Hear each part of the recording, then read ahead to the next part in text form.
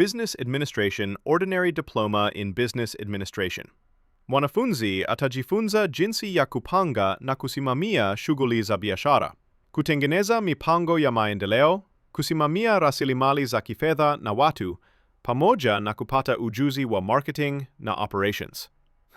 Kozi hii inamwandaa kuwa manager au administrator kwenye kampuni au taasisi.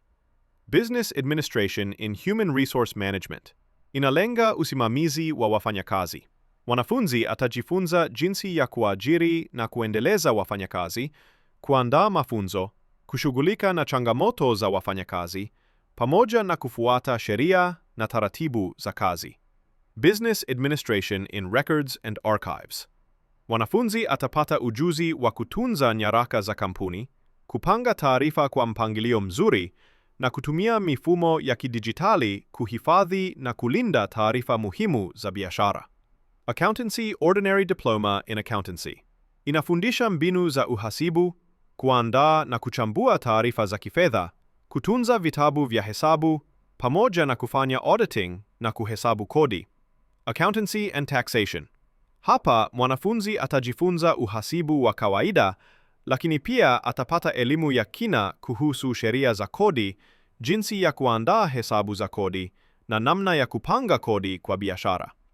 Accountancy and Finance inachanganya uhasibu na masuala ya fedha.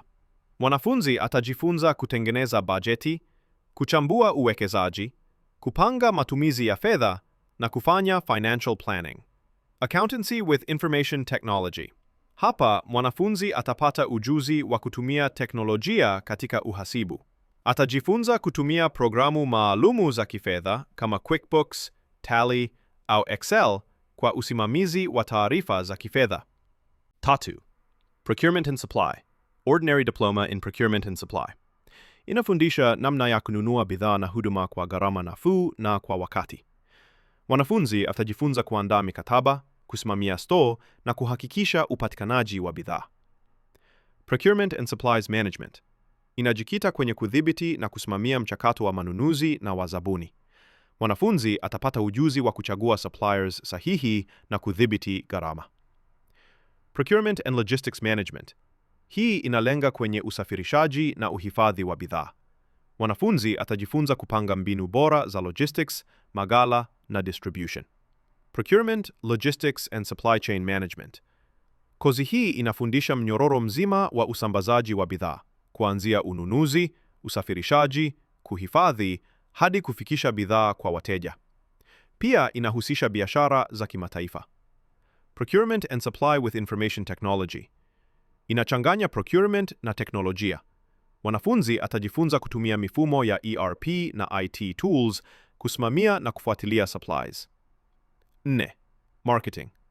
Ordinary Diploma in Marketing. Inafundisha namna ya kutangaza na kuuza bidhaa na huduma, kuchambua tabia za wateja na kufanikisha mauzo kupitia advertising na promotions. Marketing Management. Mwanafunzi atajifunza kupanga na kuongoza kampeni za marketing, kufanya market research na kuongoza timu ya masoko kwa kutumia mikakati ya kibiashara. Marketing in Tourism and Event Management. Kozi hii inalenga utalii na matukio.